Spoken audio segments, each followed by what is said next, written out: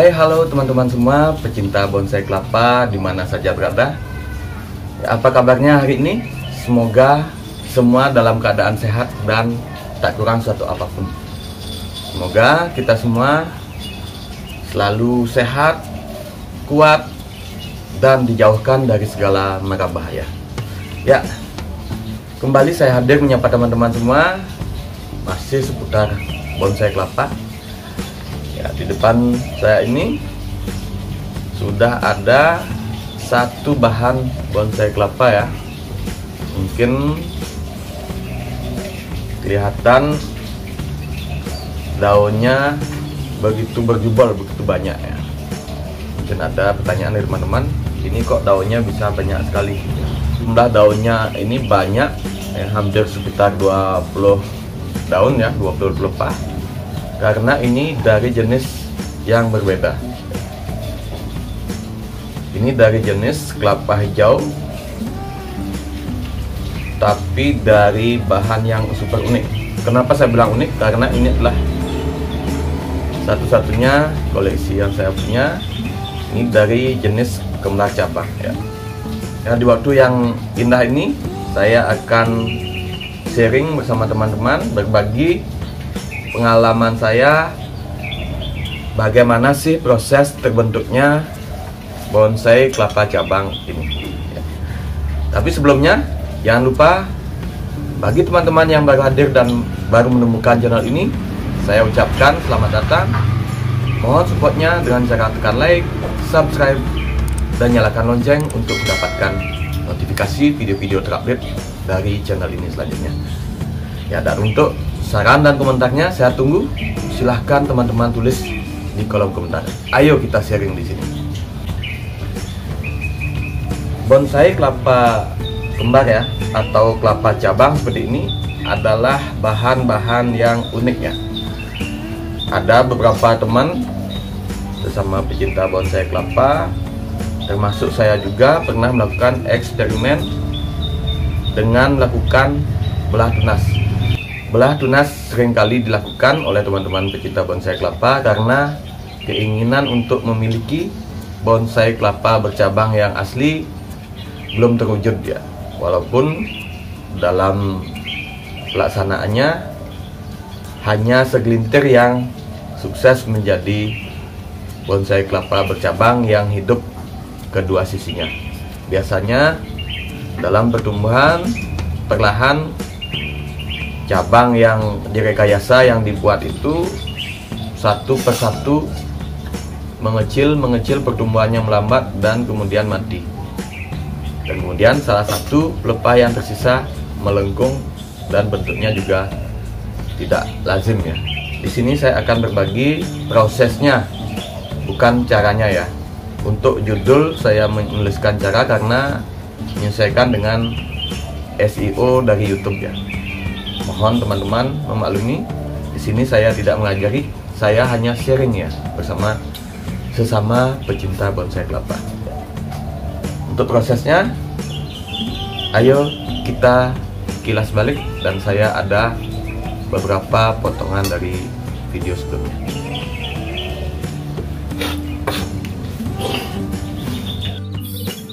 Ya, ini teman-teman, awalnya dari bahan bonsai kelapa cabang saya ini pada saat awal ya, tunasnya macet setelah 2 kali saya melakukan tebas ekstrim pada batangnya ya, pada tunasnya ya. Ini kondisinya sudah sempat gosong pada bagian ujungnya dan beberapa bulan tidak tumbuh tunas ya, atau tunasnya macet ya. Bisa teman-teman lihat pada bagian pangkalnya, itu bekas tebasan yang saya lakukan begitu dekat dengan bonggolnya ya.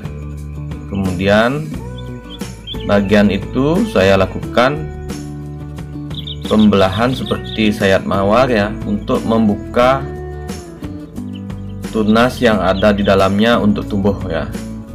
Bisa teman-teman lihat ya, ini. Nah, pada bagian dalam ya, yang sebelumnya masih kuncup, di dalamnya setelah saya lakukan penyayatan seperti sayat mawar, saya belah.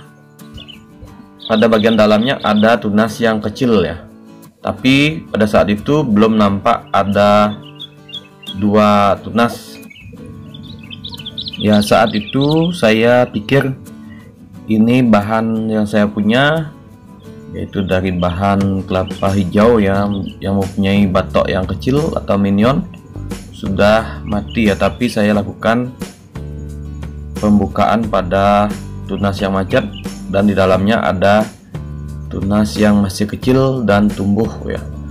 Mungkin karena macetnya itu karena tertutup oleh bagian tunas yang gosong tadi ya.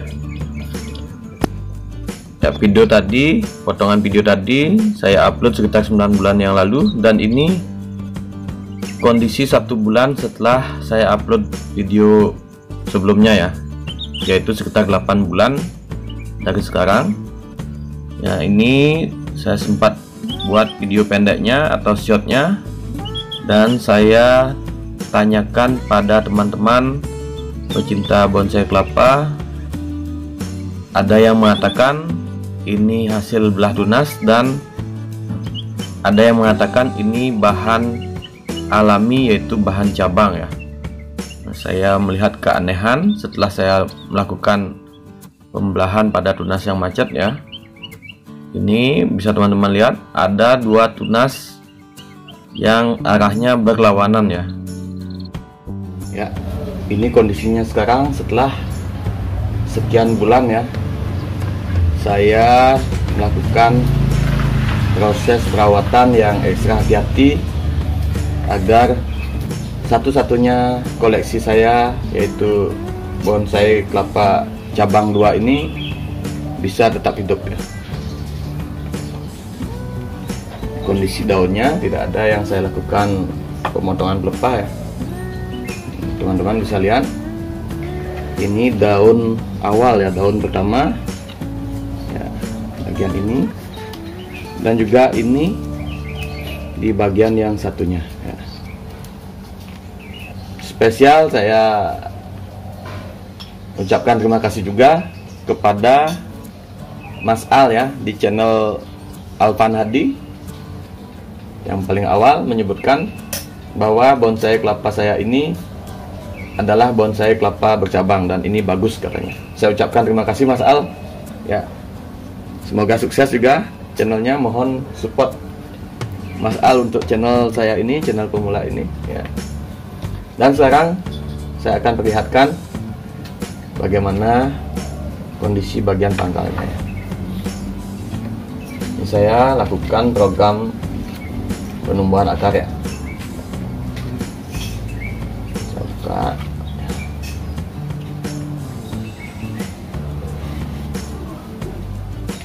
Bisa teman-teman lihat ya, ini pangkal dari bongolnya ya. Ini ujung batoknya. Nah, tumbuh sekitar 4 cm semenjak awal ya. Baru kemudian ada 2 tunas ya, atau cabang ya. Mungkin agak kurang jelas ya, karena semua daunnya belum saya bersihkan ya. Agar lebih jelas, saya akan coba bersihkan atau hilangkan beberapa pelepahnya untuk memberikan kesan lebih menonjol pada cabang atau tunasnya.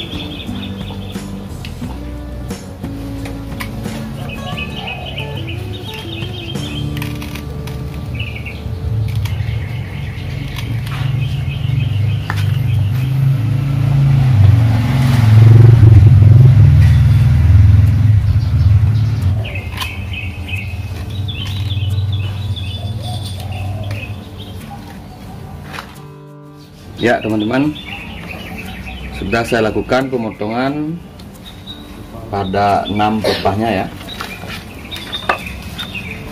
6 pelepah yang paling bawah.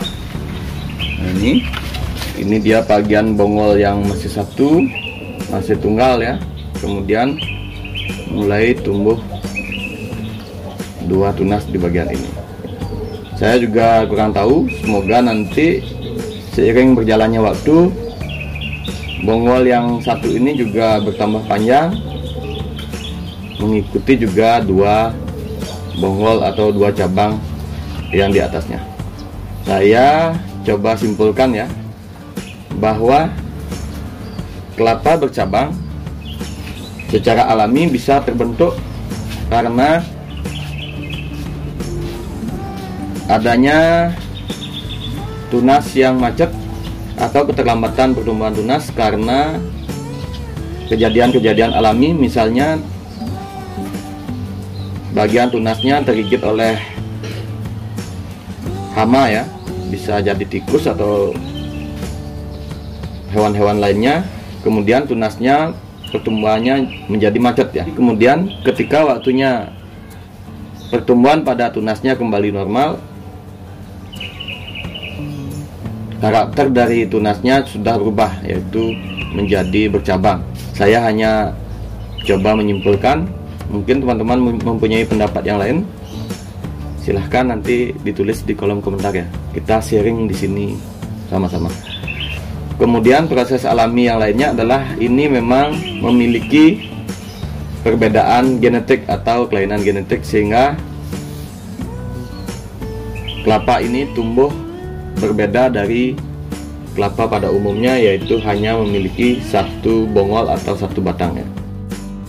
Ya teman-teman, demikian sharing singkat dari saya tentang proses terjadinya bonsai kelapa bercabang 2 koleksi saya ini ya. Semoga sharing saya ini bermanfaat. Sekali lagi, di sini saya hanya sharing, saya hanya menjelaskan bagaimana sih proses terbentuknya dari bonsai kelapa bercabang 2 koleksi saya ini. Semoga bermanfaat, dan jangan lupa saya minta supportnya bagi teman-teman semua dengan cara tekan like, subscribe, dan nyalakan lonceng, tinggalkan jejak di bawah video ini. Terima kasih. Salam satu hobi.